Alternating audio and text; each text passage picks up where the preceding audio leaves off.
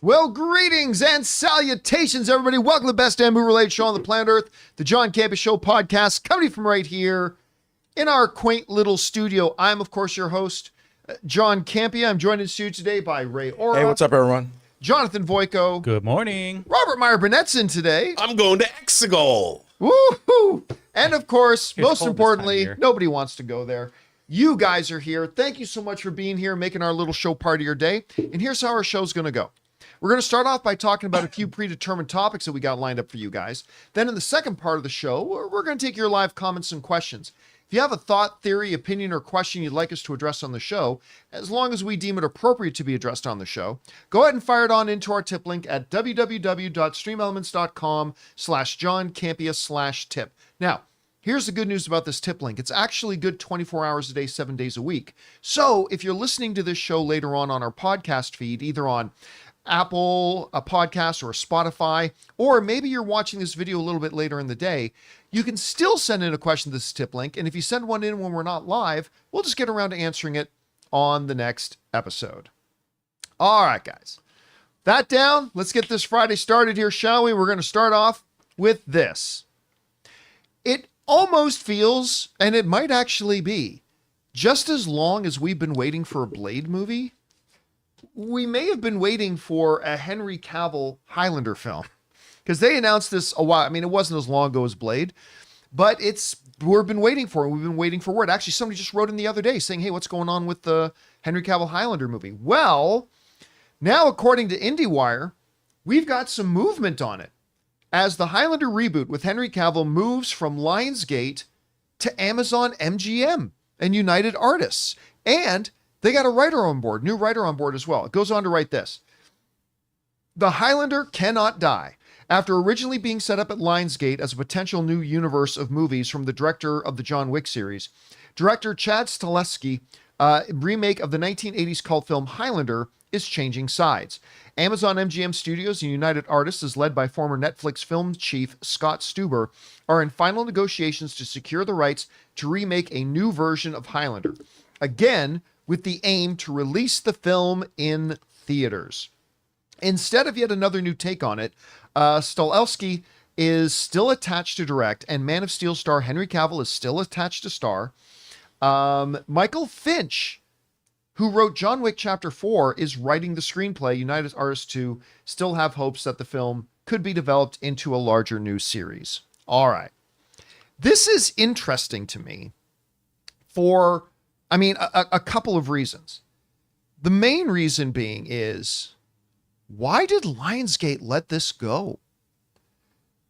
This is a property this is an IP that has franchise written all over it.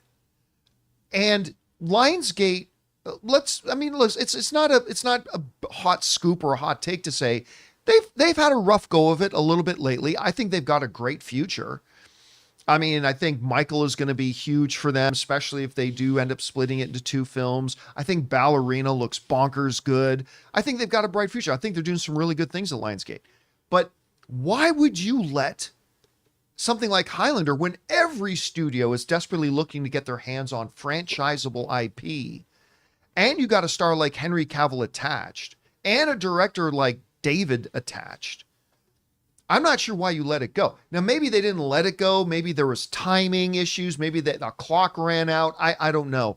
But I do find it really weird that Lionsgate would allow Highlander slip through their fingers, because frankly, it seems like they could really use it. Okay, let's move on to the new thing. Amazon MGM. They found a good home, man. They found a good home. Because, listen, I just came from watching an Amazon MGM movie in The Accountant 2, and it's awesome. I loved it.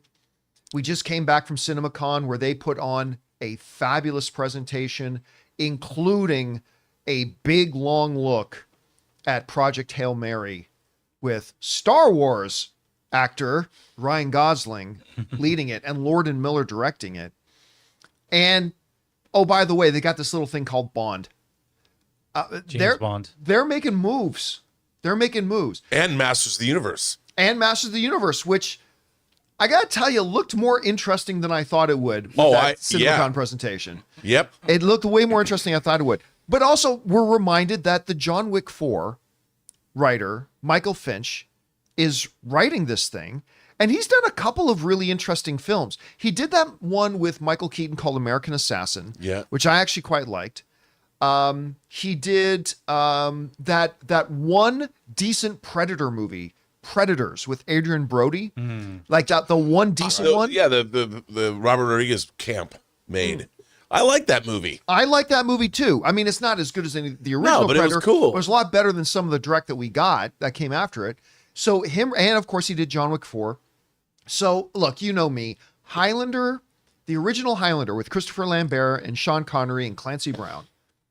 That movie is the oddest member of my top 10 favorite films of all time list. Like when you go down my top 10, everybody looks at, oh yeah, that's a great one. That's a great, Highlander? Really? I'm like, yeah, it's the weirdest one I got in there. But I have been waiting forever for this to come. And with Henry starring on it, at least we're hearing some movement. Anyway, Rob, you hear about this move. It's now moved over to Amazon MGM, which doubles down that it is happening. But I don't know. What's your take? Well, I keep thinking back to that CinemaCon presentation that MGM Amazon Studios gave us. And like you said, they're making moves. And knowing, look, the things at Amazon, I think the whole town is sleeping on the fact that you have Courtney Valeni and Sue Kroll really running that studio now. And they did such a good job. And Courtney Valeni's, was a lifer at Warner Brothers. Sue Kroll was one of the great marketing powerhouses in the business. And to have Courtney Valeni and Sue Kroll together at Amazon, you've got a legacy. You've got the two great minds that were legacy members of the Warner Brothers crew through many different iterations when the studio was riding high. And I think they're a powerhouse. We saw them both in that presentation. Yeah. We heard from both of them. I think they're a powerhouse. Look, if I was going to work at any studio right now in the business, I would go to them. I would ask to take a meeting with Sue Kroll and Courtney Valeni together to pitch. Because they know, like you said, they're making moves. Their slate was incredibly impressive. And to see why wouldn't you? It was diverse in tone and genre, and it was a really good presentation. You've got a talking sheep movie written by Craig Mazin, starring Hugh Jackman, whose death they have to avenge. I mean, it's reading up about that book. Look, they've got a great. So I think what probably might have happened is the rights came up, and they probably wanted a huge renewal fee or something, and they didn't have it, or they know they're making the new Hunger Games movie, so maybe they're putting their money or efforts there. We don't have enough money. Whatever. They don't have the bandwidth to do too many huge IPs at once. So Amazon picks it up. I think it's a great IP for them. It's a great team for them. I think it's exactly in their wheelhouse. And look, what we saw with that Travis Knight directed, Guy Hendricks Dias designed Masters of the Universe. Going into the fantasy realm, I think Highlander is a great fit, especially, they're doing they're doing Crime 101, the one with Chris Hemsworth, which is based on a Don Winslow novella. It fits right in with what they're doing. Because now what they didn't have a lot of was original IP. This is a classy, if they want it to be, a classy IP. Yeah, and listen, it can be. The reason it's such a good fit for them too is because obviously this can be a film franchise. It can be an Amazon video. You can do the larger shared cinematic universe. You can, because of course Highlander also had spin-off TV series, had a couple of them. So you could do a series on Amazon Video. You can have the movie franchise in theaters. I mean, it's got a lot of possibilities if they can deliver the goods. And I think David and Henry are going to deliver the goods. If they can just get around to making it now. Of course, Henry's a little busy at the moment. I think they're still filming Voltron. They should be getting ready to wrap their filming on Voltron here pretty soon. But then we'll be getting some Highlander. Question is for you guys. There can be only one. And I guess that means studio. It's going to be Amazon, MGM's United Artists. How do you feel about that? Do you think it's a good move? Did you even forget this movie was coming? You'd be forgiven if you did. Whatever you guys think, jump down to the comment section below and let us know your thoughts. All right, guys. With that down, let's talk about this for a bit. Uh-oh. You know, when we all heard that Ryan Coogler and Michael B. Jordan were teaming up again, and then we heard it was going to be like a period piece vampire kind of movie, we all said, okay, show us. What do you got? Then the trailers have come out. They were all amazing. The trailers were great. Then the first reactions came out, and they were all gushing.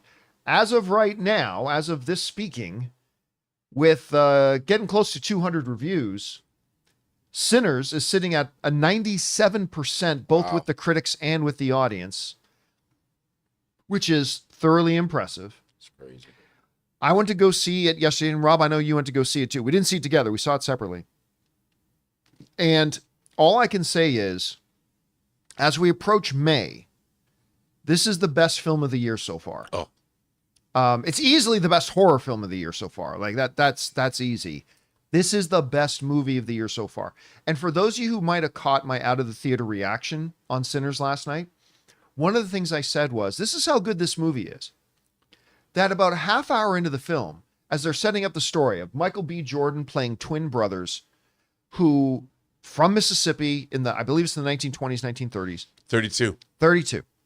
Had gone to Chicago, kind of lived that mob life, made themselves into something, and now have come back to Mississippi, and they decide they're going to start, in modern vernacular, a nightclub. They're going to start a juke joint for the people, right? That's going to be their new business. And they're getting reconnected now. They're running into people that they all haven't seen in 7 years. You find out each one of the two brothers has a bit of a background story and all this kind of stuff. And half hour into the movie, I turned to Ann, I'm like, I had completely forgotten that this is a vampire movie. Like the story is so good. I would have been totally okay if no vampires ever showed up. The story was so good and so interesting that I was just eating it up and I was loving it. And then vampires show up and then it kicks it up a notch. And I'll tell you what, this movie is deep. It's sultry. The music is amazing. The vampire even has his own musical number, and it might have been my favorite one of the movie. When the action's rolling, the action's great, but it's character, story, narrative, tone, atmosphere, the music.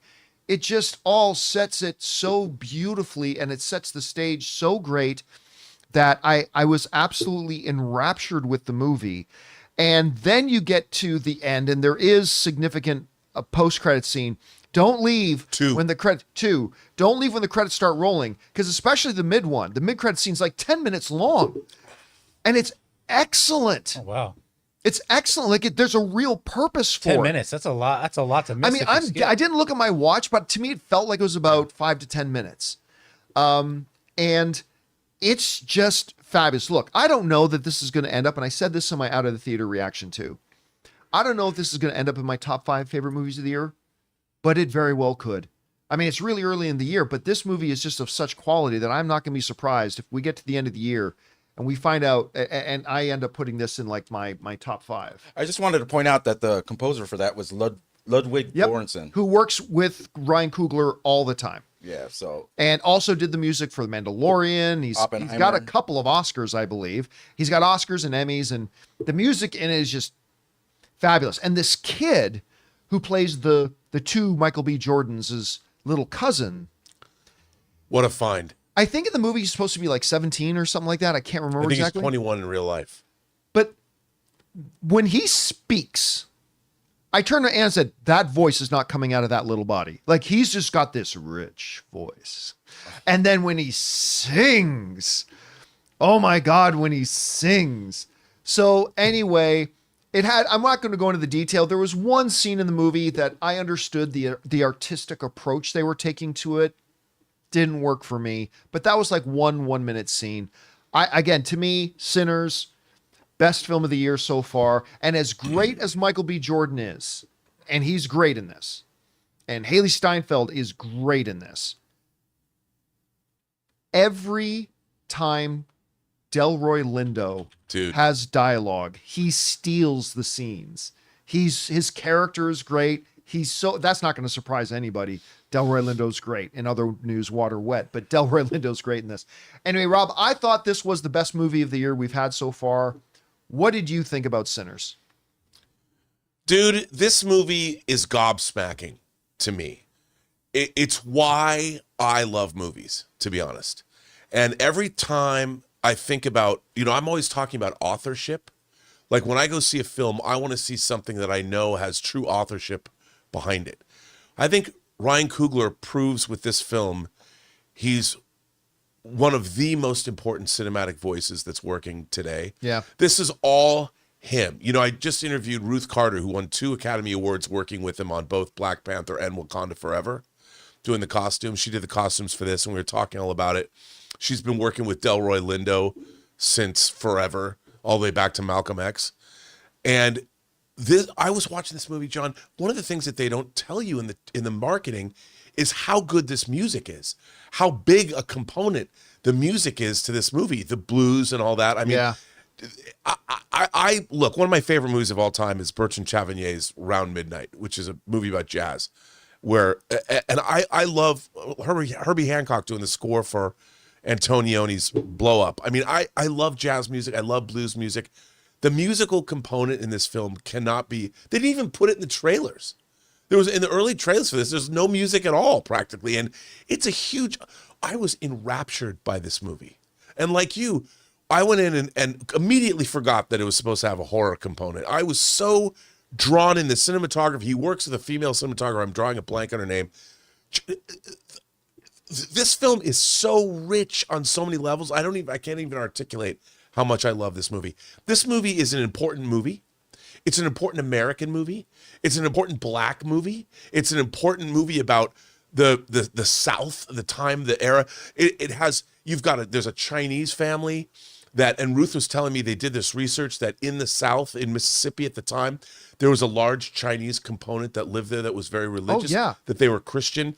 There's so much, we talk about, this movie has a lot about race relations in it. It doesn't bang you over the head. It's what this movie was about. And I was so engaged on so many levels watching this movie. I just sat there. I was in cinematic heaven watching this film. And then after all, that's a great shot, by the way. Spoiler alert. But the I don't know, man.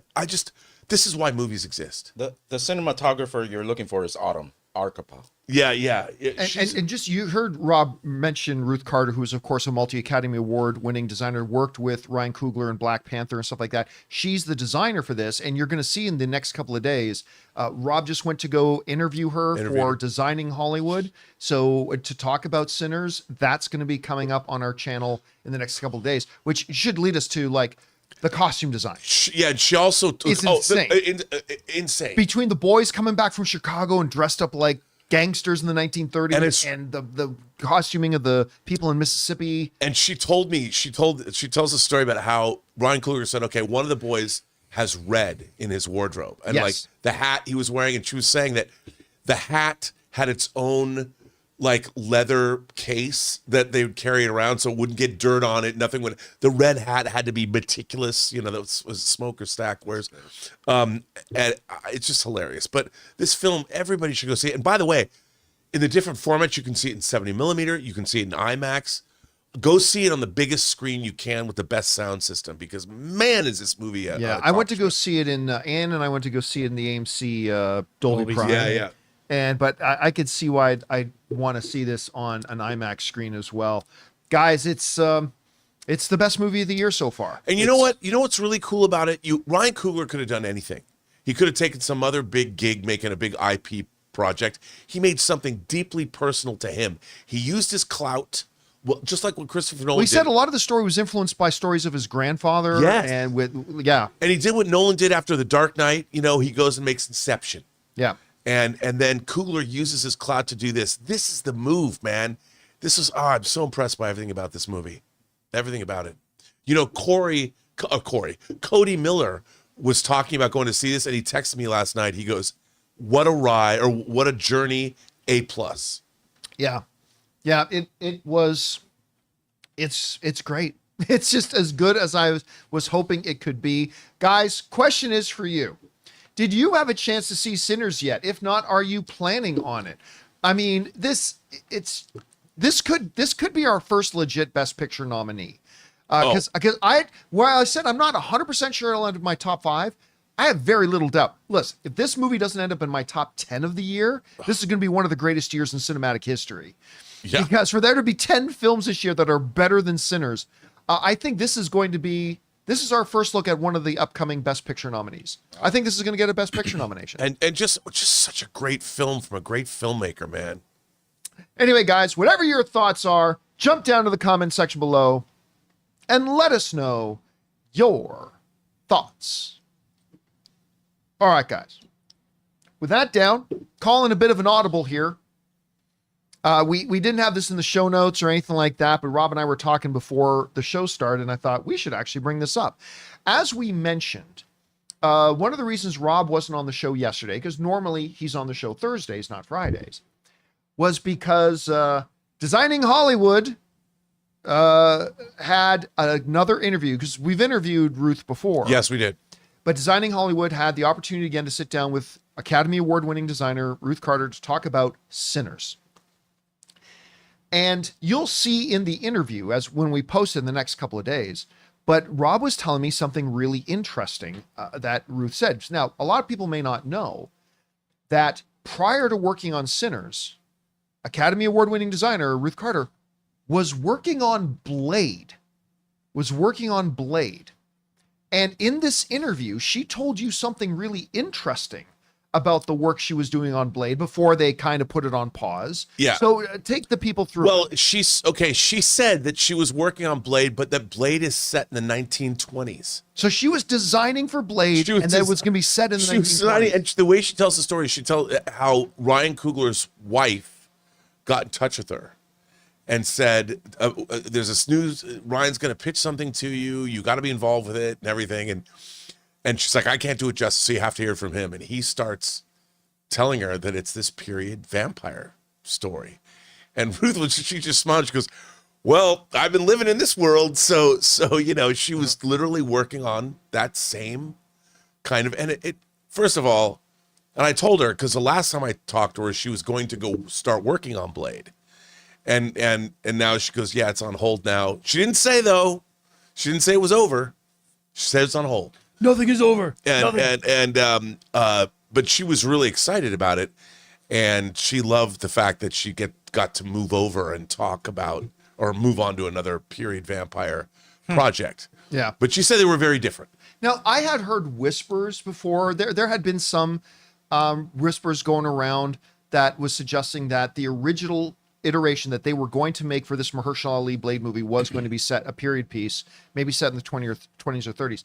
But I think this is the first time like somebody actually connected to the film has officially said on record, yeah, set in 20s. Now, that's not to say, because remember, they've gone back to the drawing board a couple of times with Blade. That's not to say that the Blade movie we eventually get, if we ever eventually get it, it's not to say that the Blade movie we're going to eventually get will still be set in the 20s. They may change that altogether. Yeah, it could be. But I think the two big takeaways are, number one, that it wasn't going to be set in the 20s. And number two is that it sounds like they're still planning on making it. And she was, you know what, she didn't say anything, but she was excited. She was excited. There was obviously she won 2 Academy Awards working on the Black Panther movies, but it was just something that she breezed over. And us geeks, I mean, it was like, I wouldn't have said anything about it. But I mean, first of all, you'll see, she's such a cool lady. I mean, she's so cool, and she really loved working on Sinners, really loved it. And she was excited about Blade too. I just thought she thought it was kind of funny that here she was working on this, and then Ryan Coogler called her like out of the blue to tell her. But she, her work in this movie, in Sinners, is just, I told her this, I said, can clothes be delicious? Look, you're in a juke joint, so you're getting all sweaty. I told her, I said, I brought up to her, I go, one of my favorite movies in the world is The Color Purple. And there's a great juke joint scene in that movie where Margaret Avery sings Sister. And, It's a great moment. And then she goes, yeah, but what about when she comes out of the church and goes to see her father and brings all the congregation, goes into the, I guess one of the greatest scenes in so she's also a big fan of The Color Purple too, which is. All right, guys. Question is for you. What do you think about that? Academy Award winner Ruth Carter has confirmed that the original Blade kind of concept that she was working on with him was Blade was going to be set in the 1920s. We don't know if it still will be, but she also kind of confirmed that it's still in motion. They're still going to do it. I'll believe it when I see it. She seems excited about it. Whatever you guys think about that, jump down to the comment section below and let us know your thoughts. All right, guys. With that down, let's move on to this, shall we? You know, we mentioned at CinemaCon, when we were doing our coverage at CinemaCon, that they had given us this kind of little sizzle behind-the-scenes presentation of Superman, that James Gunn was doing all kind of stuff. Well, they have now released it online. James Gunn initially shared this little video on his social media earlier today, and it's now on YouTube as well. And there's a couple of really interesting things in it. One of the things is that there's this, you see David Cornsweet talking to, I keep freezing on the name of the Lex Luthor actor. Nicholas Hoult. Nicholas Hoult. Talking to Nicholas Hoult, and he's going, I'm wearing my underwear on the outside. It's so liberating. Again, still, the one really bad decision I think they made about Superman's costume is bringing back the stupid red underwear. Anyway, that's besides the point. There's also a couple of other neat looking little things. For example, we get our first, a kind of a new look at Hawkgirl. And forgive me if I'm wrong, I can't remember. Is that Isabella Marcet? Yes. Hawkgirl. I'm so excited that she's, especially after seeing her in Last of Us last week. I'm like, now I'm really excited that she's in this movie. Oh, I didn't put two and two together. Yeah. Now I'm really excited that she's in this movie. But not only that, we get a good look at, let me see if I can find it here. Are you talking Metamorpho? Oh, there you got it it right is. there. We get our first really good look at Metamorpho, which, look, if you're one of those people who likes things to be comic accurate, Yeah. there you go. There you go. It looks too much like the comics. Now, this is being, of course, he's being played by, what's his first name? Kerrigan. What's his first name? The guy who played Victor Zsasz in Gotham. Yeah. And he was just in Death of a Unicorn. I know his last name's Kerrigan. I'm freezing on his last name. But I'm looking it up. Anthony Kerrigan? Yeah, Anthony Kerrigan is playing this. And this looks so cool. This looks really, really good. Again, I don't know that I would have designed the character this way, but James Gunn wanted it to look comic accurate. He's also in Barry. Yeah, he was. Okay, I mean, I think he got nominated for Emmys in Barry. You're right. But by the way, he's in this movie with Paul Rudd and Jenna Ortega, Death of a Unicorn. But he's kind of like Delroy Lindo in Sinners. He steals every scene he's in. He's so good in Death of a Unicorn. Anyway, but here's the thing that stood out to me the most. And I was talking to my business manager a little bit earlier today about this too. And Rob, I'd be really curious to know what you think about this. When you look at the approach they're taking to marketing Superman, specifically when you really look at this new behind the scenes sizzle that they dropped today, they aren't doing the traditional big IP thing. They're painting this as an auteur film. They're painting this as a filmmaker driven film. 100%. Because the behind the scenes thing is really more about James Gunn. Like you see all the stars, including Nathan Fillion, saying James Gunn just has the scripts with the most heart. He puts all this into it and blah, blah. And they even talk a little bit in it, Rob, about how he had turned down Superman. Yeah, he didn't have a way in. He didn't just want to make a Superman movie. He wanted to have it. He wanted to have that story. He wanted the way in. And then he sat on it for years. And then Peter Safran tells the story. Then he called me one day and says, I got it. And he waited years when he had the opportunity to do Superman before. So I thought this was a really interesting behind the scenes little look, getting to see the stars. Again, you get some looks at things that we haven't had a chance to see before. Looks really great. Rob, you had a chance to see this. Well, you saw it twice now. We saw it at CinemaCon. We see it again online. What's your takeaways from this thing? Well, again, it's like I've been saying about this movie from the beginning. We are getting a cinematic look at Superman, at the character that we've never got before. And it is going to be a combination of that Silver Age, super science, much more fantasy oriented, all-star Superman way of looking at the character. But that's just the surrounding stuff. That's just the window dressing. I think what we're going to get, and I don't know what that is yet, but we're going to get a dilemma that Superman probably faces that tears him up a little bit between his obligation to humanity, his obligation to his Kryptonian heritage, to the people that he knows and loves. And I think that he's going to go through the stuff, and we're going to see a real emotional, real fantastical Superman. And I for one, am hugely excited for it. I mean, this is the filmmaker who gave us Starro.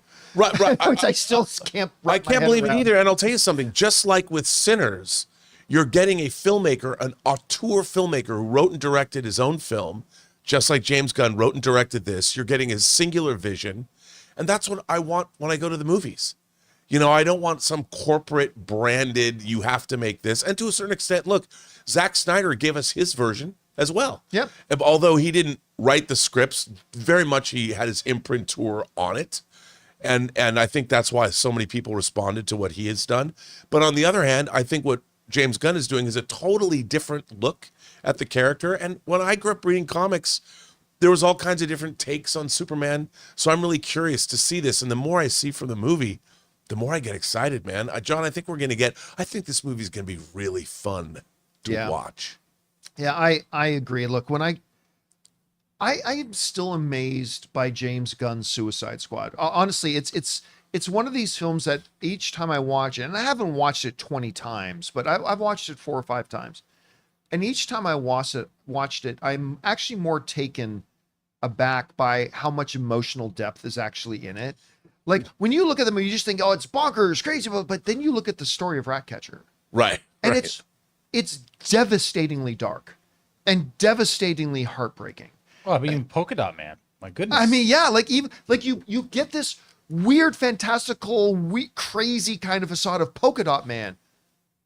But once they get into his story, you feel bad for him. It's dark, man. It's dark and depressing and painful and hurt. And they did a great job with King Shark. And if he can bring elements of that, look, I don't want Superman to be Suicide Squad. Like, look at this picture. Where is he sitting right now? Yeah, I want to see that. That's some kind of Kryptonian ship, I'm guessing. That is so rad. Yeah, I like that. That was my when that shot came up, I'm like, okay, what is that? Star-Lord, man. Like if I wouldn't have been, if that was Sean Levy sitting there, I would just think, oh yeah, that's a Star Wars thing. But no, I'm very, very curious to know what that is. That looks really cool. So yeah, man, I'm excited about this. Guys, question is for you. Did you have a chance to see this BTS video that's now out and floating around today? I think it's really insightful. Did you have a chance to see it? If so, what did you think about it? And where's your overall anticipation level like right now for Superman? Whatever you guys think, jump down to the comment section below and let us know your thoughts. All right, guys. Before we get into our main topic today, talking about Sean Levy, we thought we would play a little game of true or false. So a little bit earlier today, I jumped on the post and community tab on our YouTube channel, and I asked our subscribers, said, hey guys, got any true or false scenarios for us you'd like us to address? Again, a whole ton of you threw in a bunch of stuff. We picked 5 of them. So Jonathan, what do we got? Okay, first up, we got Jason Barney. Rob, true or false, releasing The Mandalorian and Grogu 3 weeks after Avengers Doomsday will harm its box office?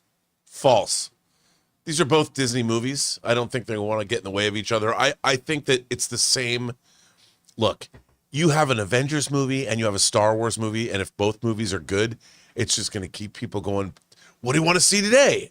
Let's go see The Mandalorian. Now let's go see Avengers again. I mean, I think great movies, they're like, a high tide rises all ships. Same thing here. I don't think it's going to hurt them at all. Yeah, I think that's false. It's like, take everything else out of it. I think 2 weeks separating two big movies, any two big movies, is perfectly fine. 3 weeks is no problem. 3 weeks is no problem at all. Especially when you're looking at something like, look, people are going to be rushing out to see Avengers quickly. I mean, this is one of those movies that's going to be very front heavy. It may have good legs, but like everybody's going to be rushing out. by the time Mandalorian and Grogu comes out, the people who were really dying for Avengers the most are going to have already seen it 3 or 4 times. And guess what? They can then go see Mandalorian and then go back and see Doomsday again the next day. They've already seen it a few times. Did you see some of that leaked footage from the Mandalorian? I did. It's pretty cool. It's pretty cool. I still don't think it's going to be a huge hit. Right. Like, I think it'll make money. I think the Mandalorian Grogu, it's just an extension of the TV show, though. So I don't know. But I don't think Avengers Doomsday is going to harm it, being especially 3 weeks separated from it. So I'm going to stick with false. All right. We got White Guy says, true or false, John, a comic book movie will make $1 billion this year. It's the unpopular opinion, but if you guys watch my show regularly, you know what I'm going to say. False. I don't think any of the comic book movies. Listen, I think all the comic book movies coming out for the rest of the year, the 3 in particular, Thunderbolts, Fantastic Four, Superman, I think all of them will do well. I think they'll all be profitable. I don't think any of them will make $1 billion. Again, and each for their own individual reasons. Thunderbolts, it's all B-list level characters that had played second fiddle in other movies and shows. And I think the movie's going to be amazing, and I think it'll do well. But that movie's not going to make $1 billion. Superman has just got too many obstacles in front of it.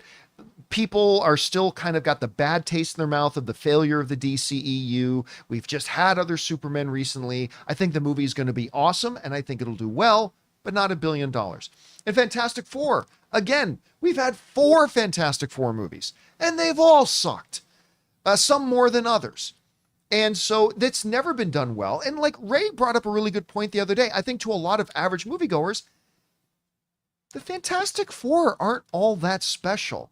To people who are in the community, like they're the original family. They're the founding family of comics. But I think to a lot of other people, they're not. So again, I think the movie can be really good, especially with Matt Shakman directing. And I think it'll do well. I think it'll be profitable. But Rob, to me, the idea that one of these films makes $1 billion, I hope they do. I hope they all do. But I'm going to say false. What about you? I got to go. I'm going all in on Superman. So you're going to go true. I'm going to go true only because you know what I think Superman's going to have? Kids. I think it's a movie that the entire kid audience, kids are going to be able to see it. Parents are going to take their kids. The Zack Snyder Superman movies were not kid friendly. And I think this movie is it's a 4-quadrant film. I think it was designed to be that way. I think James Gunn designed it to be classical.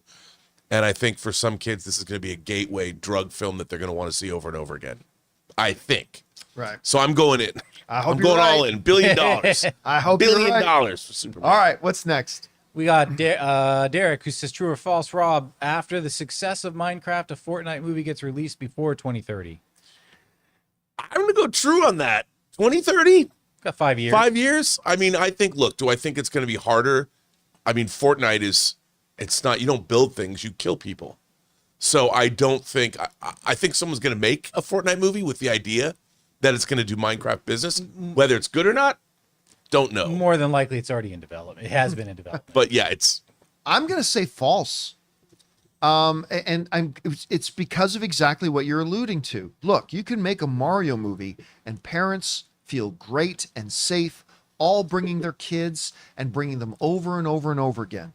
Minecraft, you can bring the family, you can bring the kids, because it's magic lands of building blocks and Italian plumbers jumping on Goombas. This is literally a story. If you were to make a movie out of it, it's literally a story of killing as many people as you can. That's not something parents are going to go, let's take little Billy to go see that.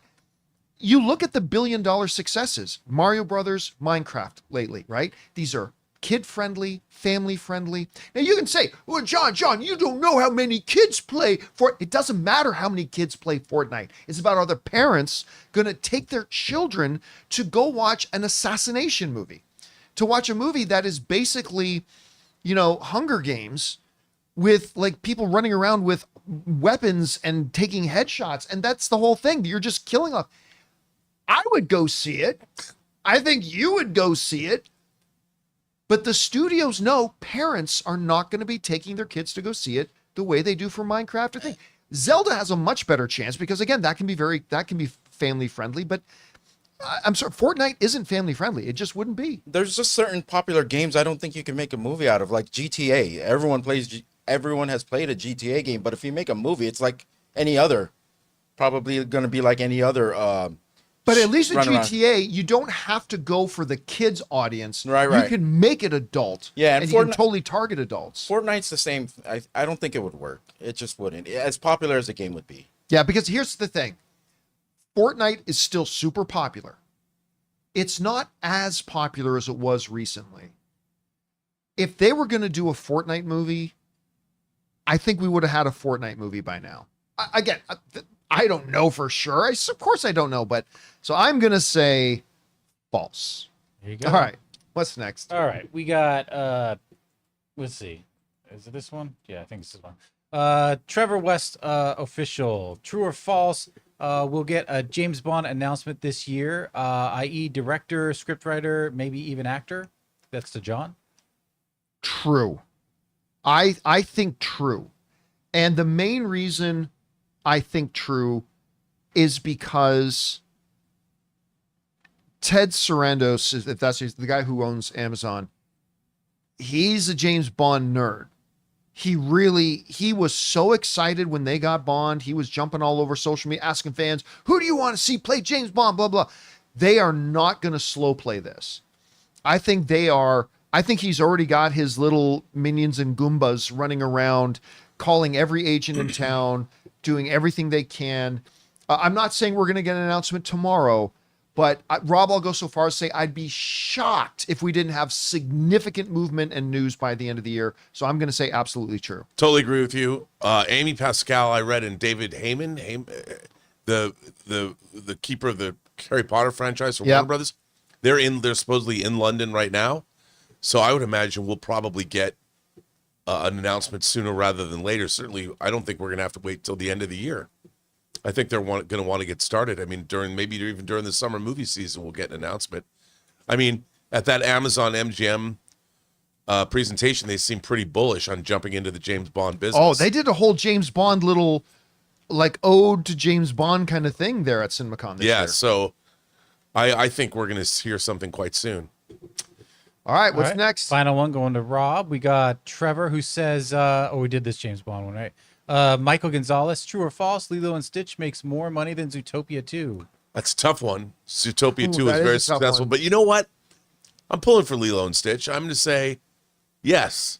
I'm going to say Lilo and Stitch is going to, again, because you have more. Zootopia is kind of a sophisticated tale. But Lilo and Stitch is more kid-friendly. I mean, Zootopia is kid-friendly too, but maybe a little up a notch. So I think Lilo and Stitch, I think that movie could do like $1.5 billion bucks. If it's as good as it looks, because everything we've seen from it, even I see clips from that movie. I'm like, oh, I can't. It's irresistible. By the way, I said Sarandos. He's the Netflix guy. Jeff Bezos is who I meant as the head of Amazon. Yeah.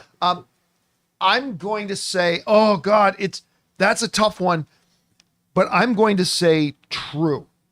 I think Lilo and Stitch makes more money than Zootopia. Now, this is the dangerous one because this is the second Zootopia. The first one already made $1 billion. Yes. I know. It's already $1 billion franchise. There is no reason to believe the second one won't as well. So you're not only really putting your money that that Lilo and Stitch will be $1 billion film, but it'll be significantly enough higher of $1 billion film that'll outtrack Zootopia. Look, if the movie sucks, obviously not. But all other things being equal, I will go with true. Lilo and Stitch will make even more money than Zootopia 2. But we'll find out because one is animated. Yeah. That's going to get a lot. That's going to be really family. I don't know. It's going to be tough, but I'll still stick with true. All right, guys. That'll do it for that kind of installment of True or False. Once again, guys, keep your eyes open on the YouTube channel and track it because we only put these posts up for about 10, 15, 20 minutes when we ask for you guys to send in these scenarios. So send them on in and maybe you'll see your scenario the next time we play the game. All right, guys. With that down, let's move on to this, shall we?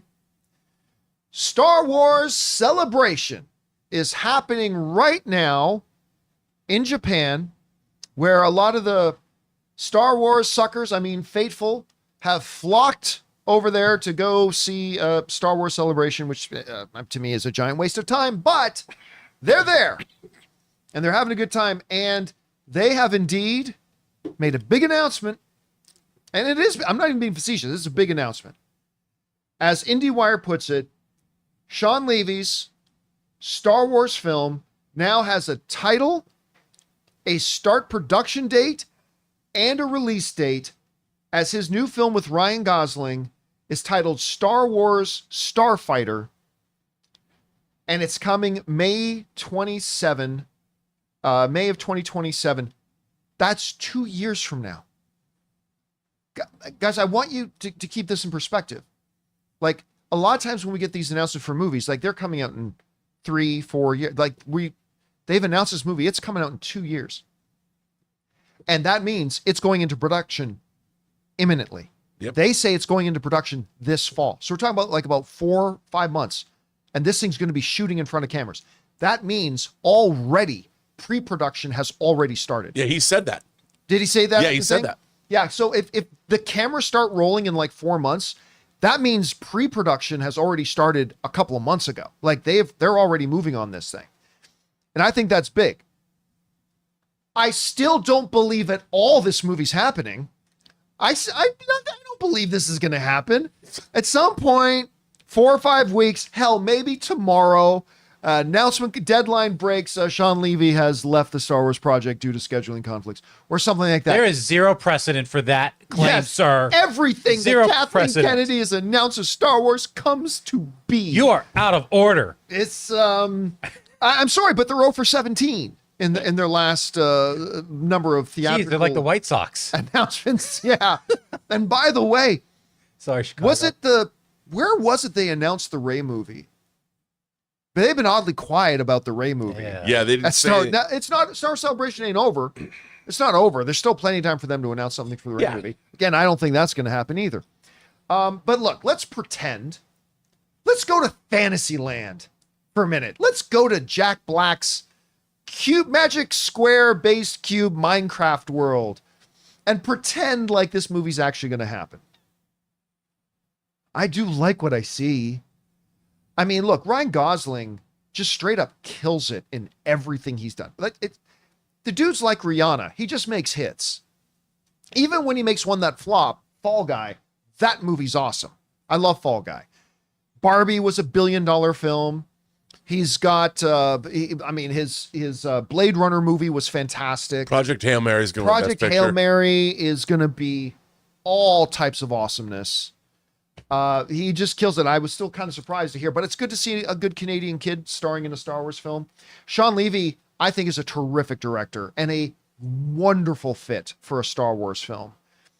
And Starfighter, I wonder, Rob, if they're going to take some of the stuff that was going to be in Patty Jenkins's Rogue Squadron and bring, because after all, it is theirs. They own it. I mean, they paid for the development of it. They own it. So I wouldn't be surprised if we find out that maybe some of the bones from what was going to be the Rogue Squadron movie gets brought over to this. They say it's going to take place 5 years after the events of the Rise of Skywalker, which I daily try to forget that movie exists. I own it. And You I try do? and forget. I do. Well, I've got it in the whole. Why would you own that movie? I bought the big box set. It's in the box set. I will never ever watch that movie again. I have no desire to ever watch Rise of Skywalker again in my life. It's literally the best of all of them. Like, what are you? I was guys talking about? It's surprised. so I was good. surprised to hear the word Exegol come out of Sean Levy's mouth. Yeah, it's on it's stage. it's after the events of Exegol. It's like, man, I'm both impressed and disappointed. Yeah, that you decided that me to too. I was like, You know that- oh, evoke that name. You know that battle where literally everybody in the galaxy showed up because they got a call 5 minutes ago? yeah. Let's all go to. Let's just. God, that movie's so bad. Anyway, so it's 5 years after the events of the Rise of Skywalker. They say in it that it's all new characters, new corners of the galaxy, which is what I've been begging Star Wars to do forever. So look, I am jaded and pessimistic, and as everything, I don't actually believe we're going to get this. I don't believe this is going to happen. But if it does, I like what I see and I like what I hear. I mean, this is all the makings. I can't remember the last time Sean Levy made something that disappointed me. Adam Project was great. Free Guy was great. I love Deadpool and Wolverine. His work on Stranger Things is fantastic. He did that like World War II movie recently that I thought was really quite good. I mean, he's never disappointed me. God, I still love. I don't know why they never made a sequel to Real Steel. I love that movie. So I was thinking, that's what I was thinking. I was like, the lead of this film is supposed to be like some 15-year-old kid. And I wonder if there's going to be a lot of like heartfelt kind of a Real Steel like vibe to this movie. Like mentorship or Yeah, maybe. Yeah. I was very disappointed when they canceled Rogue Squadron. I've been wanting a Top Gun, Star Wars Top Gun in the Oh, Star Wars. man. You know what I mean? And I got to say, 40X all the way on Impact. this. Oh, 40X you know what? all the 40X way would be on what- this. That could be after F1. My next 40X movie could be this. Again, this movie's never going to happen. Yeah, but if it did, imagine. imagine. There's gonna be some sick people in 40X because they're going hyperspace. I don't know. I heard that this guy, he crash lands on Tatooine and it all takes place there. Oh my Oh god. God, thank you. Does he take the name Skywalker at the end of the Yeah. movie? Oh my god. Does he kiss Kylo? You remind me of one. Yeah, oh my god, like one of the Wow, big we problems, like because here's the thing that excites me. Him saying all new characters. I hope they stick to it because Star Wars has had a terminal diagnosis of member berries forever, and it's driving me crazy. Even the other things. Look, I love Darth Maul as much as everybody else. It's just, now we're Star Wars. We can't do anything new.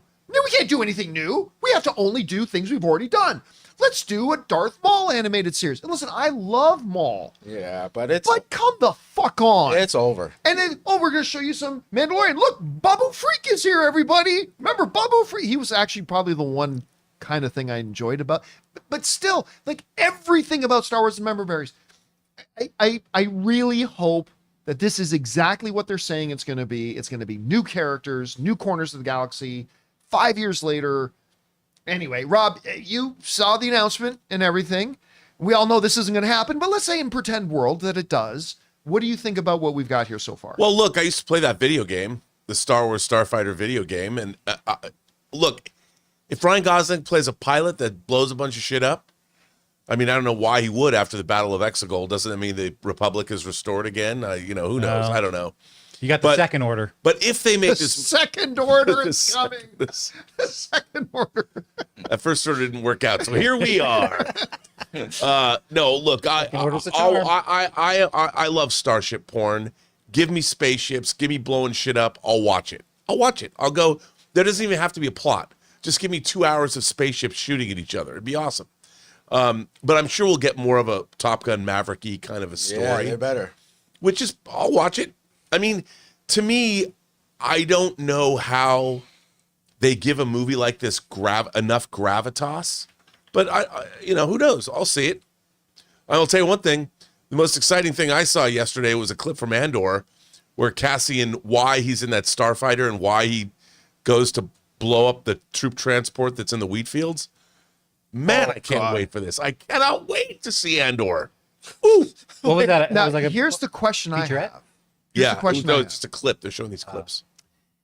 Will Star Wars Starfighter, will the villain be Zur? And is this going to be a crossover with the last Starfighter? That's what I'm wondering. Serve the Kodan Armada. and the Kodan Armada. We What do we do, sir? We die. You forgot to go. If they cross this over with the last Starfighter, I'll take back every bad thing I've said about Star Wars the last 10 years. I'll take it all back. If you can have the last Starfighter crossover with Star Wars Starfighter. Double member berries. Double the member berries. Anyway, guys, question is for you. Hey, none of you are naive enough to actually believe this is going to happen. Okay. But if it does, I do kind of like the fantasy. Ryan Gosling, 5 years later, new character, Sean Levy directing, going into production, theoretically, this year, coming out in 2 years from now. I like what I'm hearing. How do you feel about it? Whatever you guys think, jump down to the comment section below and let us know your thoughts. All right, guys. With that down, we're going to say good day to Mr. Robert Meyer Burnett. Good day, And, Starfighters. We are now going to move on, of course, to the most important part of our show, which is taking your live comments and questions. You guys have been sending them in. So, Jonathan, what do we got up first? I believe, let's see, did we already do? Oh, yeah. So, Bry Guy, hey, crew, what's more likely? Disney making a 2D animation legacy sequel to a Goofy movie of 95, or Ben Stiller directing a Marvel CU film titled Tropic Thunderbolts? You never go full butthole. Get it? Because the asterisk? Yeah. Probably the Goofy movie. I mean, I'm going to be neither. I don't think they'll do either. Although, in terms of 2D animation, I did read something recently that they are looking to put out some content in 2D animation, some new films, like, you know. I mean, here's the thing. I know I'm going to get roasted for this. I don't think anybody goes to watch a Goofy movie today. Goofy is just not maybe what he was 20 years ago. It's gonna have that Looney Tunes at 5, right? Yeah. I could see that direct to Disney Plus. Yeah, I was just about to say, you could maybe do something like that as a direct to Disney Plus thing, but certainly not a movie. Yeah.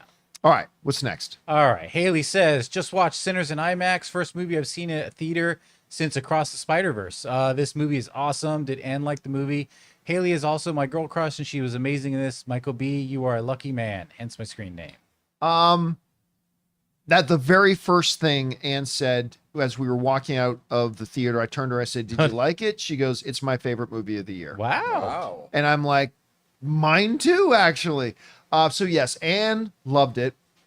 It was great. And your screen name is very movie accurate. All right, what's next? CR says, you guys think DC will have big reveals at San Diego Comic-Con? Since it'll be 2 weeks after Superman, it would be cool to announce a sequel set for 27-28 if that's Gunn's next project. Or will they just give dates for Sergeant Rock, Peacemaker, Lanterns promos? I'm not expecting any big reveals.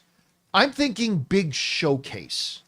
Right. At CinemaCon. Because actually, or at Comic-Con. Comic-Con. Yeah. Ray, double check for me. What's the date for Comic-Con this year? Because I mean, I take it all back if Superman comes out before Comic-Con, because I haven't been tracking the dates. But I think whether or not it's July 24th through the 27th. that's Comic-Con. Yeah. So Superman will already be out. Yeah. But I think instead of a lot of big reveals, I think it'll be a big showcase.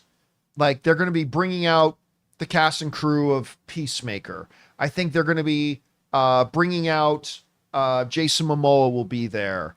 Supergirl will be there. Like I think they'll showcase a lot of stuff and maybe a couple of announcements. But I think it's going to be more, and this is just a guess, I don't know for sure. I'm thinking it'll be more showcase than it would be surprises. But again, who knows? We'll see as we get closer to it. All right, what's next? James says, hey, John, it's good when a show ends its season. You don't have time to dwell on it because something else begins. Example, Daredevil and Wheel of Time have now completed their run. And now we have The Last of Us and Andor around the corner. Yeah, Andor starts this Tuesday, guys. And I think, yeah, it's the thing I am most excited about this year. Like if you want to combine TV and movies, the one thing I am most excited about this year isn't Superman, although I'm super excited for Superman. It's actually Andor season 2. Like that's how good I think Andor was. And we got Last of Us right now. I thought they had a terrific season debut. Can't wait to see what they do a couple of days from now on Sunday night. Don't forget to join us for the post-game show on that Sunday night. But yeah, like right now we're in a really good time frame right now where we're getting some really great, highly anticipated television stuff.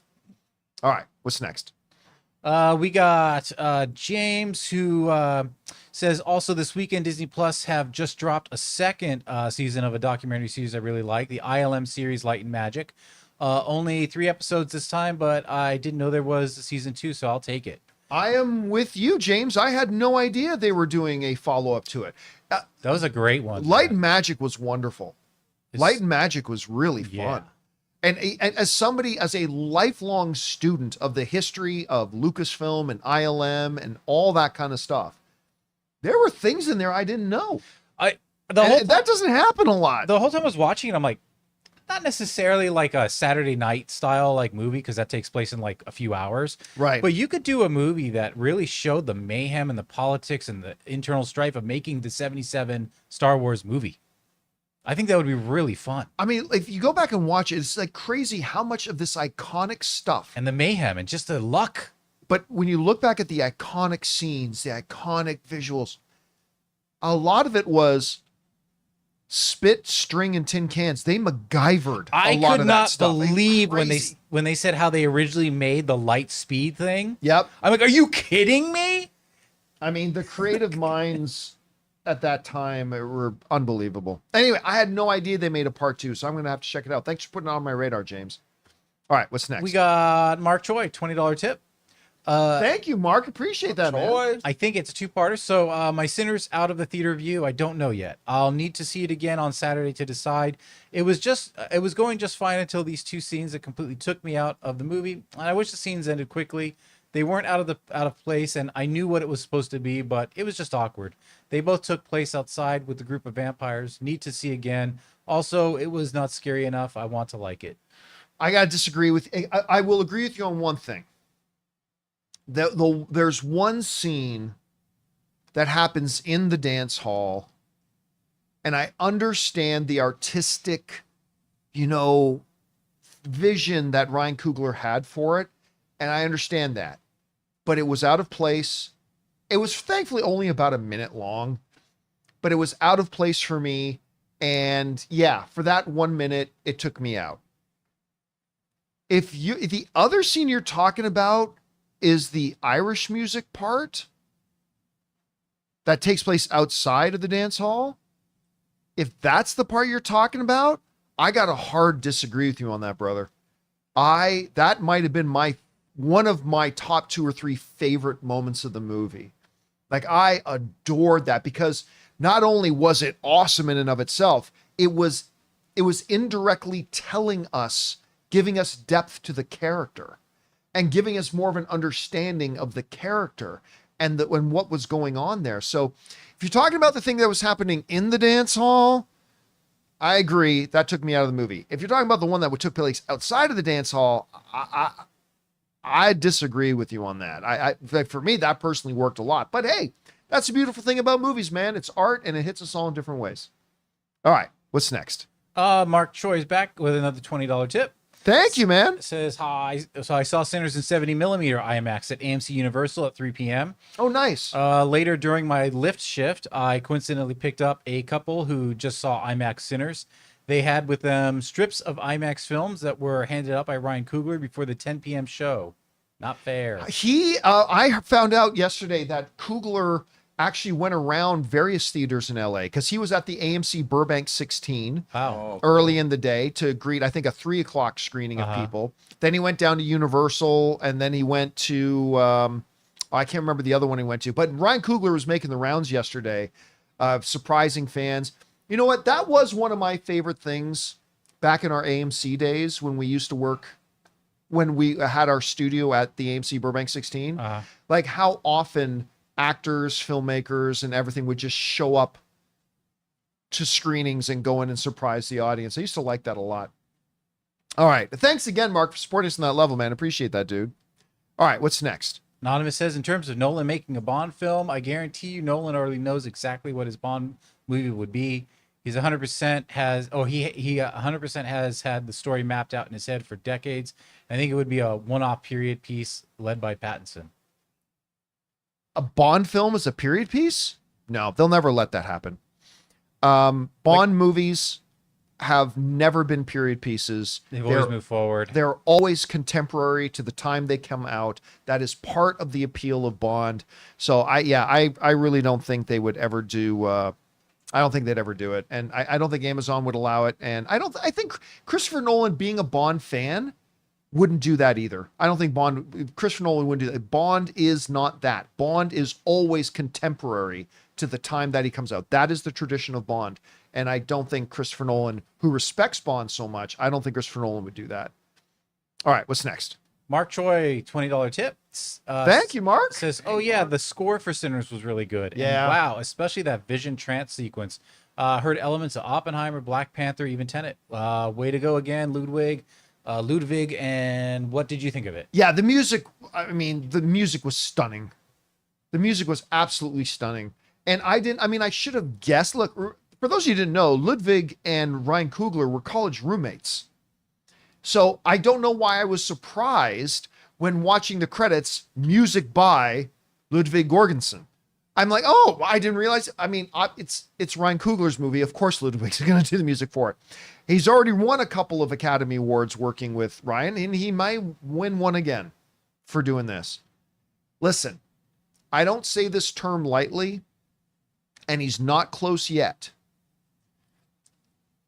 But Ludwig might be the guy right now who has the potential to be the next John Williams.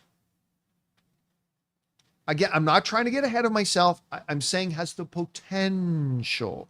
Because remember, John Williams had this ability to not just create amazing music, but in the specific art of making music for movies, he made all of his music memorable and iconic and catchy all at the same time. Like somebody comes up to you and just hums the bars, da da da da da. Everybody's gonna go, oh, Jurassic Park.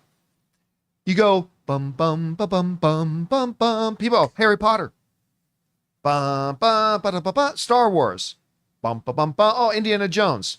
Bum ba ba ba. Oh, Superman. Da da. Oh, Jaws. Like he just had that ability to do that, right? Ludwig has that quality about him as well. I mean, one of the great examples of it is just the theme music for The Mandalorian. Yeah. Is like a great example of that. So again, I'm not saying he is the next John Williams, okay? I'm just saying out of anybody else out there today, and there's some great composers out there today, I just think he's got those qualities of John Williams, that he's got the potential to maybe 10, 15 years from now, we could look at him as the next John Williams, maybe. All right, what's next? Hank Pym. I haven't liked Michael B. Jordan since Chronicle, but I enjoyed him in Sinners. Jack O'Connell was my favorite part of the movie, who was inspired by death from Puss in Boots. Fun fact. Or Sorry, did you read the whole thing? I couldn't see. well, he said he wants Haley to spit in his mouth. Oh, So I started okay. reading That's a direct scene from the movie. Yeah. So Oh, okay. anyway. Uh, So sorry, I got lost. Anyway, I haven't liked Michael B. Jordan since really? That's what he said. I loved him in like Wakanda in Black Panther. He was amazing in Black Panther. He was Fruitvale amazing in Station. Fruitvale Station. Yeah, I mean, that- did you not see Fruitvale Maybe he Station? didn't see Fruitvale. And you didn't like him in Creed?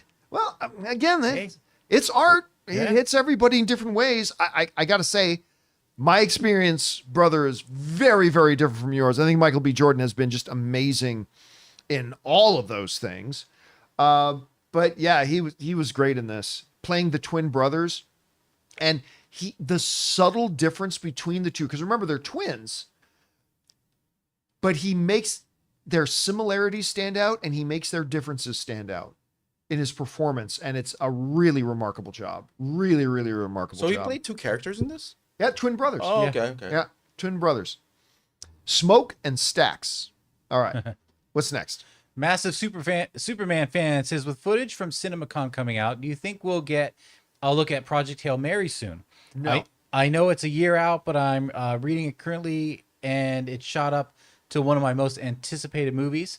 As always, thank you. Hope you will have a nice Easter. No, I don't expect it. Like, do I think that eventually they'll release the stuff they showed us at CinemaCon for Project Hail Mary? Yes, but not anytime soon.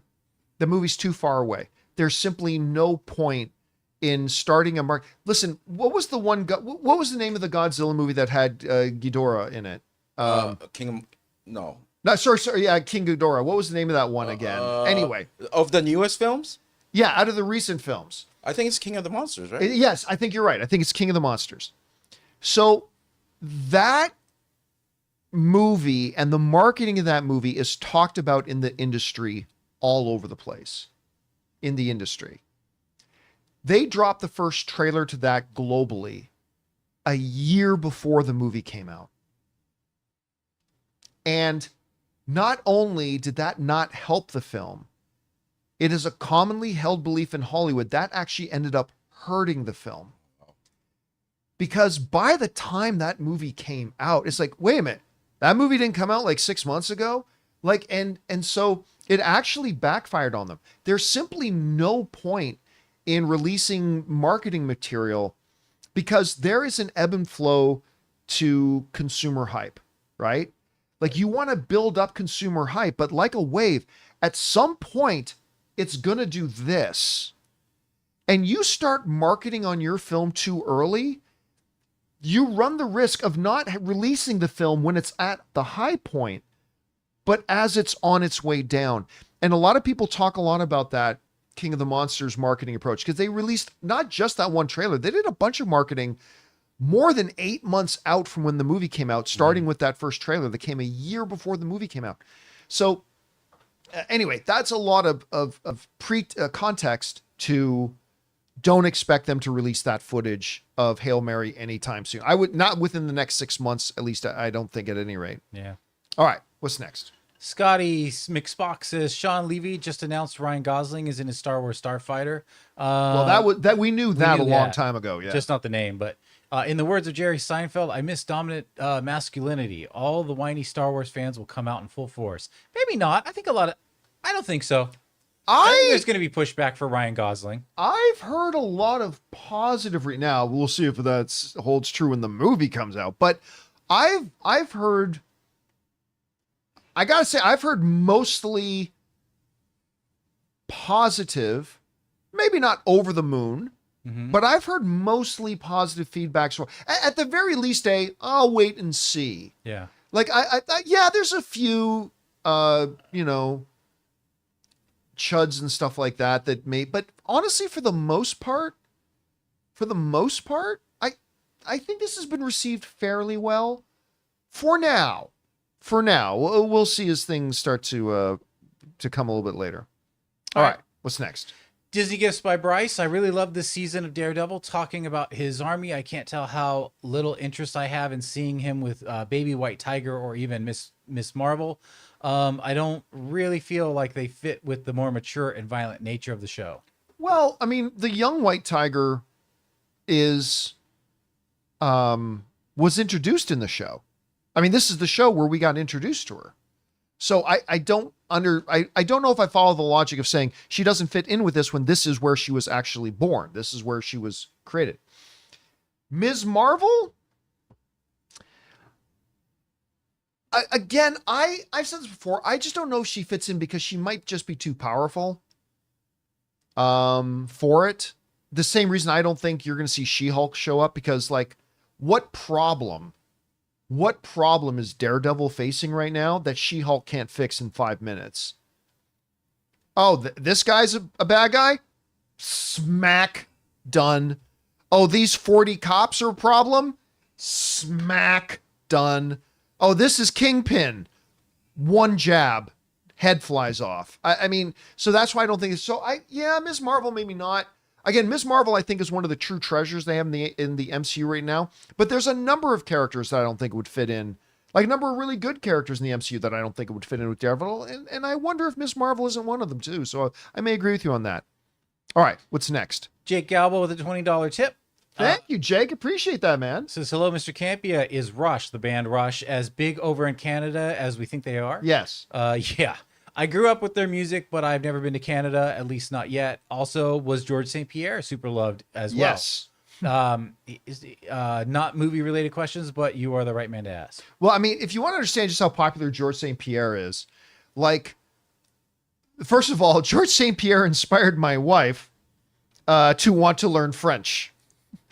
She was so excited because I remember Anne was going to go somewhere where George is, and Anne wanted me to give her a two-week crash course on French, just in case she bumped into George St. Pierre. I taught her how to say, bonjour, Georges, je m'appelle Anne. Comment t'appelles-tu? So, yeah, and if you want to understand how popular George St. Pierre is, George St. Pierre is one of the greatest mixed martial art fighters of all time. And he was in Captain America Winter Soldier. Batroc. Yep, he was Batroc the Leaper, and he was in Falcon and the Winter Soldiers, too.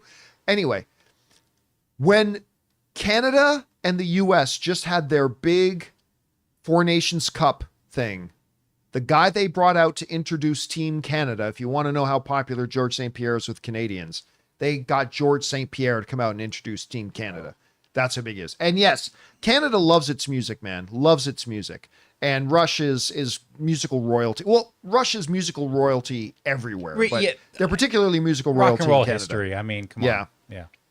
New World, man. I knew you wouldn't be able to resist. Anyway, all right. Who's All next? right. Ray at Oklahoma Boys, $20 tip. Man, people fired the 20. Thank you, man. Yeah. Appreciate the support, guys. I'm the second huge Man of Steel fan behind you, John. Man of Steel is my favorite over any other Superman. Henry is and always will be my guy for Superman. So my question is, why can't we have two Supermen? They are going to have two Batmans. But okay, I would counter your question with another question. Why would we have two Supermen? With Batman, there is, how do I frame this? With Batman, the character lends itself more to having two different versions, right?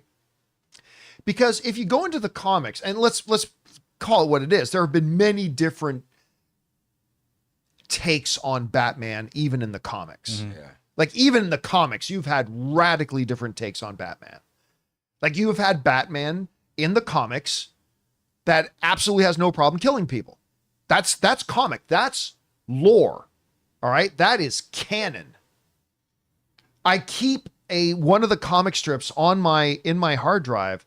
That's this great scene between Batman and Jason Todd, and Jason Todd going, let's go kill him. And Batman goes, no, we don't kill these guys, except in self-defense. Oh, no, we don't kill. We're not the things. And Jason Todd's like, you kill people. And Batman's like, yeah, but only in self-defense. I mean, so we've got versions of Batman in the comics that completely, no problem, kills people. Then there are versions of Batman in the comics where it's like, never under any circumstances would I ever kill somebody. So, I mean, different takes.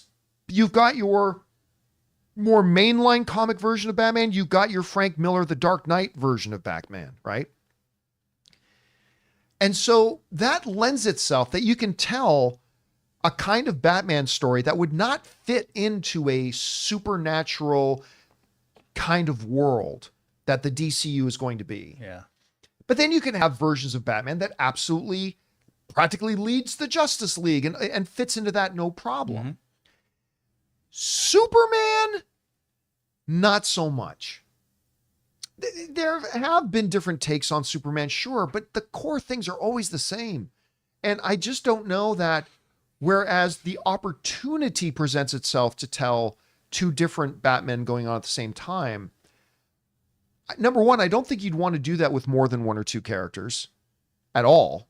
And then number two, I don't think Superman's the kind of character that lends himself to doing that. So I really don't think, well, I'm all for Elseworld kind of things. I don't think Superman's one you do unless you're going to do Injustice Gods Among Us. You want to show a Superman who loses it and decides he's going to become dictator of the world? Right. I'm all for that as a separate story. And But that otherwise, could- I don't see it. Something like that could work because then you're like, hey, this is what could happen. So be glad this one over in the DCU is your friendly neighborhood Superman, because this could happen. Yeah. And I think basically what John's trying to say is that you can go beyond one Batman. Yeah, it's true. You could go beyond one Batman. Way beyond. Nobody wants beyond Batman Batman. Beyond. Batman be Nobody I wasn't wants even referring Batman. to Oh, that. He no, didn't of say course beyond not. Batman. He No could beyond implications one there Batman. I'm whatsoever. just saying that's what you're trying to say. If you have one and you have two, now you've gone beyond one. Yeah. That's what all. it is. Just math. All right, what's next? So sorry, we answered it, but he did write it, so I just want to read it. Around more or less the same time, we have had two Catwomen, three different Jokers, which, by the way, two of them won Oscars for. So why can't we have with Henry and David? Just don't get it. But also the DCU is dead. So Yeah, that's the other bigger problem. The DCEU is dead. bury it. It's dead and gone, and it didn't work. It failed. You can't resurrect. You can't. There's no rehabilitating. And again, I think it's a damn shame. I'm the biggest fan in the world. I keep Henry Cavill's Superman here in my studio with me. I think it's the most underrated comic book film of all time. But the reality is, you would be fired immediately if you were a studio executive and tried to greenlight another Henry Cavill Superman movie. You'd be fired immediately. They tried it. It didn't work. It should have worked, but it didn't. And you just got to move on for it. There's just no logical reason to try to do another Henry Cavill Superman movie. As much as I desperately want it, you got to be able to draw a distinction between what you want and what you know will or will not work. And it just simply wouldn't. So it'd be moving backwards. The DCEU is dead. They got to bury it and move forward. All right, what's next? Ian says, just rewatch season 1 of The Last of Us. That last episode, no negotiations, no second thoughts, no mercy, no prejudice, all instinct, just a maestro of violence in that hospital. I love watching Joel be a monster in all the best ways. I mean, no, it's incredible. It's incredible, visceral, and like it's the love of a father abandoning everything else in the pursuit of saving his daughter. And because that's exactly what's in Joel sees her now as a daughter. But the beauty and the visceralness of that whole thing has consequences. Right. And the consequences are he probably just murdered a lot of very good people. He just murdered an entire community of people whose sole purpose of being there was trying to figure out a way to save the world. He killed doctors and families and mothers and fathers and brothers and sisters and best friends and children. He did that. And one of the best things about The Last of Us 2, the game, and now going into season 2, is that it doesn't just let that go. That type of an action, that kind of violence has consequences, and it has collateral damage, and it hurts people. And when people are hurt people do terrible things. And I love that the story of The Last of Us doesn't shy away from that. It embraces it. And that's part of the reason why I'm so excited for this season, man. All right. What's next? Ian McAllister says, did Joel save Ellie to save her, or did he save Ellie so he could fill the gap that Sarah had left when she died? I think this will be explored this season. Can't wait. It will absolutely be explored, and I think both can be true. It's a bit of both. Yeah, both can be It's true. a bit of both. He didn't want to suffer that loss again. He had already suffered that loss once, and it was the most painful thing he ever did in his life. But listen, there's something you can't, like, for all the people, I still see a debate going on, and people saying Joel was right. Was he right? I mean, if he was so right, why is he too ashamed to even tell Ellie what happened? Because Ellie, he knows what Ellie would have chosen. Yeah. Ellie would have chosen to sacrifice herself Now, if it gave a chance to save the world. Yeah. Now, they may have changed this. I have to rewatch that episode, but in the video game, if you search and you get the tape recorders, you hear them saying, I don't know if this is going to work, but the only way we know it's going to cost her life. So one, it's an experiment. Yeah, Two, they didn't know for sure that Yeah. there was no way they could have known that for sure it would have worked. Two, in the tape recorder, they say, okay, Joel's not going to take this well. And they're like, you got to kill Joel too. So he was it was self-preservation too, because in the video game, they were also going to kill him. So he had no choice. But I can't remember in the series if they changed that and they were going to let him go. I'm not sure. Yeah, I mean, it's one of the great questions. This is the brilliance of the story of The Last of Us. It's even making us ask these questions. Sure. Was Joel right or was Joel wrong? Mm-hmm. On the one hand, anybody who's a parent is going to answer that one way. Yeah. Save my kid. That's what a parent would do, right? That's that visceral reaction. But if you're not a parent, so 30 people have to die so you can save your daughter. Yeah. And everybody who dies as a result of this plague from here on out is all on you. We could have saved the world. We had a chance to save the world. And you chose you over it. So, I mean, the brilliance of it is it forces us to ask these questions. And that's one of the reasons I'm so excited for this. Joel said, treat yourself. Treat yourself. Dead. Got your ass.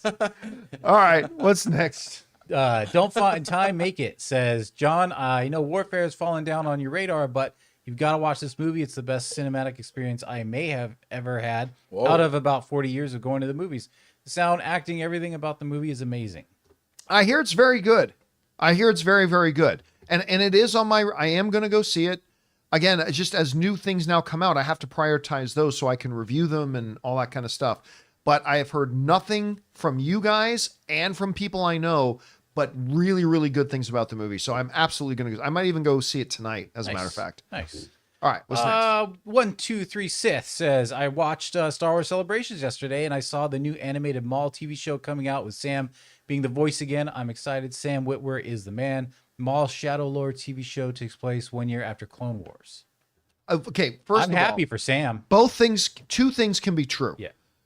One, Sam Witwer is the man. Yeah. And he's so nice. He's a great guy. He's wonderful. He's wonderful. I've never, all of my interactions with Sam, be it, when we've done the show together and all that kind of stuff, he's amazing. And I couldn't be happier for him. That is true. I also think it's kind of pathetic that they're making this show. Now, if you're going to do it, you got to get Sam. 100% you got to get Sam. And I'm very excited for Sam that he's going to be able to do this. But it's just another Member Berries pathetic thing. Like Star Wars, we don't know how to do anything new. We have to always go back to something. We have to retread ground we've gone over 5 times already. It just, Kinda to feels me, like- it's sad. yeah. To me, it's sad. Kind of feels like leadership is like, So I am both super thrilled for Sam, yeah. but also think it's kind of sad and pathetic commentary on Star Wars that they're doing this show. But that's just me. All right, what's next? Flame on, Flame said on. Jonathan Ray. You. Just saw the amateur and slow burn is an understatement. A pyromaniac couldn't spark the flame. The scenes of interest from the trailer even fell flat. Hoping fan 4 doesn't disappoint me like this amateur movie. I don't know why you're comparing those two movies together. What is fan 4? What am I? Fantastic Four. Oh, okay. Yeah, I don't know why you would compare those two. They have nothing in common with each other. No, yeah. But yeah, I was really excited for the amateur. Rami Malek, I just wasn't. Lawrence Fishburne. I thought the previews they showed us at CinemaCon last year looked really interesting. But it was slow, man. It not a slow burn. There's a difference between a slow burn and just slow. Yeah. And it was just slow. I'm hoping he meant Accountant 2 and not Accountant 2 would make more sense if he, I hope I like Accountant 2 more than the amateur because they're kind of like the same. Yeah, sort of. that would have been, yeah. That But would yeah, be a that- little more similar. Yeah, a little more. Accountant 2 is great. I loved Accountant 2. But yeah, the amateur, I was disappointed with it. Again, and let me vent on this for a second again. It drives because aside from Rami Malek and Lawrence Fishburne, they also highlight who in the trailers? John Bernthal, right? Yeah. He literally has no purpose in the movie. He's in 2 scenes and they're both pointless. They do nothing for the movie or the story. They have no impact. They don't even slightly alter the course of the hero or change the direction of the narrative. Nothing. It was absolutely, hey, John Bernthal says he'd been in this. All right, just write a couple of scenes. Should we make it important to the story? Nah, just have him show up for some reason, have a completely inconsequential conversation that changes nothing, and then have him leave. It was so frustrating that they did that. Anyway. All right. What's next? Dr. Stinky. Hey, crew. Hope all is well. I wanted to say thank you for all you do. I had an anxiety attack at work yesterday. That sucks. You guys got me through it. Just being able to listen to people like me talk about what we love. So also, happy birthday to your mom. Yeah. Yesterday was my mom's birthday. Didn't talk about it on the show. Of course, my mom passed away 2 months ago. And I'm not going to lie to you. I am all kinds of messed up. Like, I'm going to have to talk to somebody. Like, I'm actually really all kinds of messed up about it. And as I'm sure everybody who goes through the horrible experience of losing a parent. Yeah, that was tough. But yeah, I'm all kinds of messed up about it. Anyway, but yesterday was my mom's birthday. And, and to your point, that's one of the great things about movies and the communities that talk about them. It's not just an escape. It's what I call it an oasis, because it gives you a moment to step out of the struggle, let your mind rest, let your consciousness rest. even when you're just talking about movies with fellow fans, it just gives you a moment to step away, and then you can come back and face your stuff later. Your stuff is still there, your issues are still there, but now you're in a little bit of a better place to deal with them. And that's one of the great things about the art. That's one of the great things about movies, and one of the great things about communities that talk about them together. So I completely relate with you, man. So thank you for sharing that. I appreciate it, dude. All right. What's next? Cassidy, Sinners is now my one of my all-time favorite movies ever. The way it built the culture and illustrated their sins up to the vampires showing up. The music scene is unmatched. This movie is epic. The ending brought me to tears. The whole theater clapped. I love when the theater audience applauds. Yeah, and the theater that Ann and I saw it in was pretty enthusiastic. Look, I'm not saying I think this is now in the top 20 greatest films of all time. I'm not necessarily saying that, and I'll have to watch it one or two more times, but it's a great movie, guys. It's a great movie. And I appreciate it more. I think about it. Like, I always try not to think of movies in terms of where they sit overall in the legacy of film when I just see it. Like, you got to let it marinate a few months before you really do that. But I will say, I think it's the best movie of the year so far.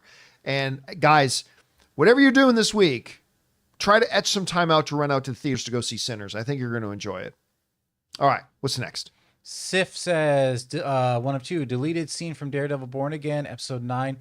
We need an army. Karen pulls out the phone. Luke Cage, I'm pretty sure if I hit a rich white guy, I'll get deported.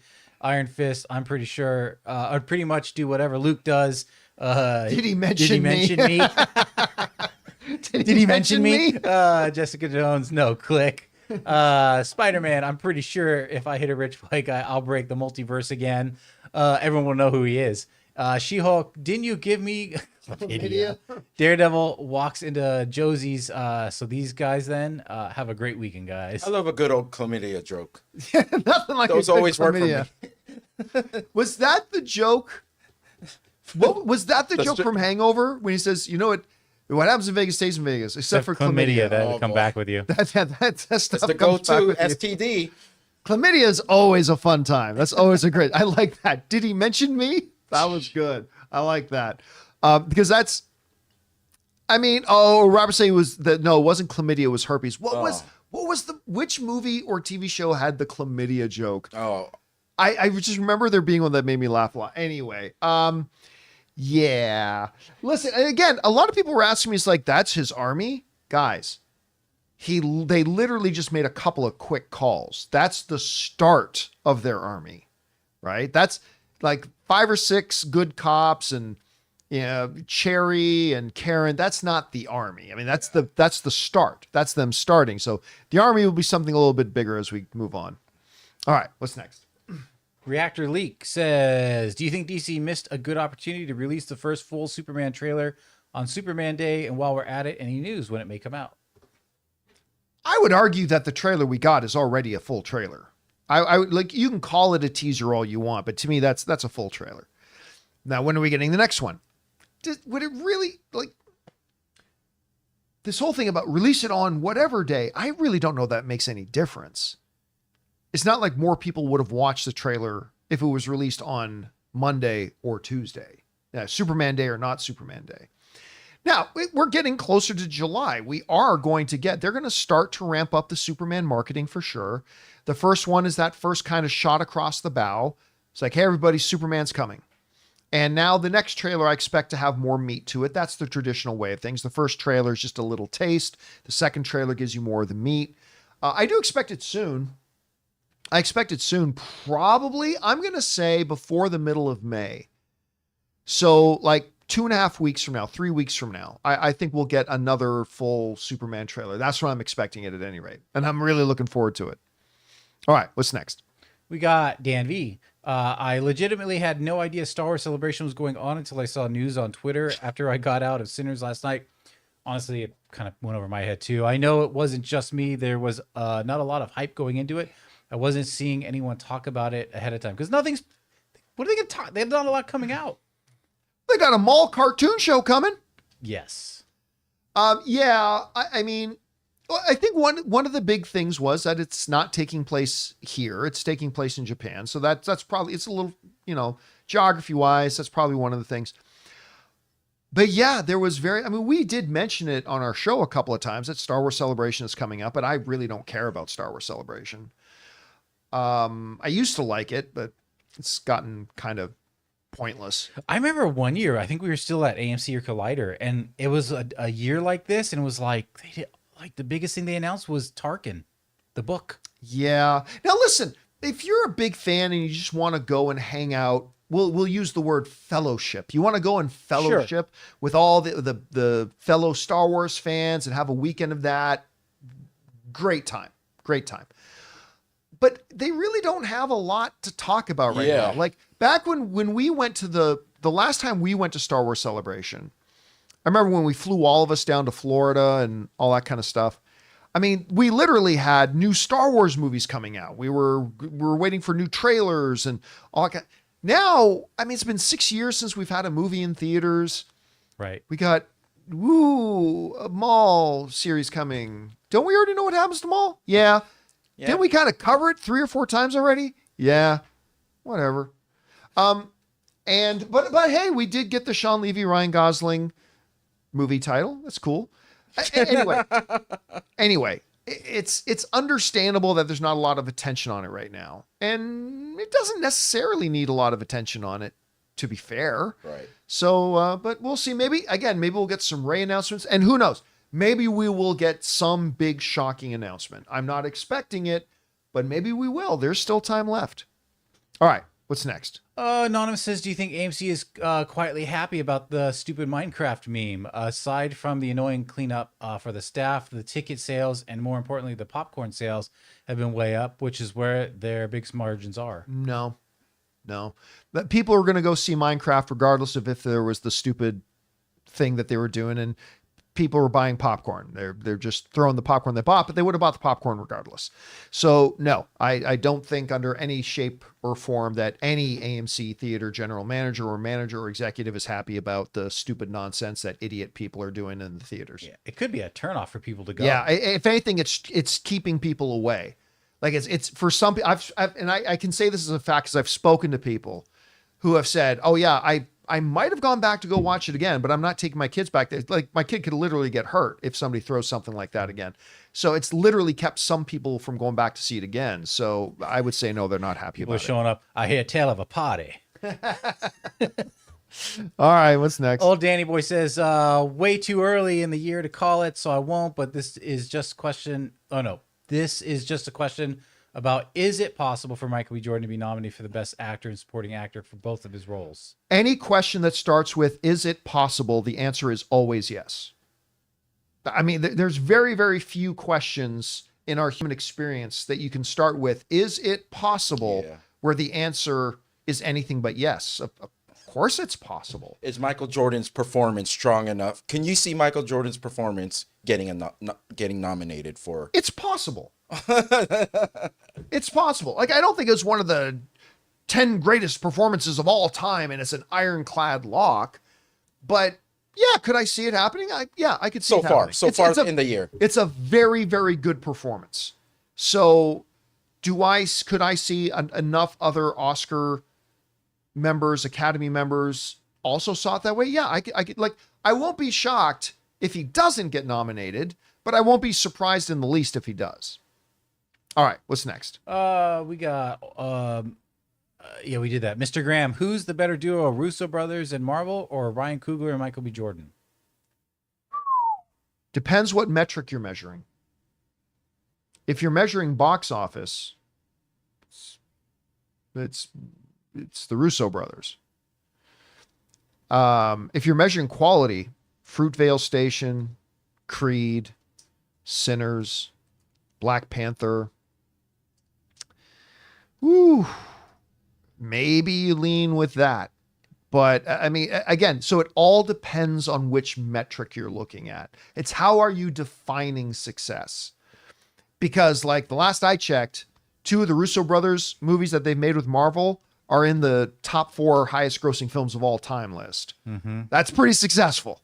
That's pretty big. But then again, if you just look at pure quality, Fruitvale Station, like they're a pretty good combo, man. They're a pretty good combo. All right, what's next? Okay, here's our last of the tips. Spencer Smothers, I'm hoping that we will see something from Project Hail Mary during the CinemaCon showcase that will be shown in AMC theaters Tuesday. Yeah, so for those of you who missed it, at AMC theaters, they're doing a CinemaCon showcase where they're going to be showing a whole bunch of the stuff in theater that they showed us at CinemaCon.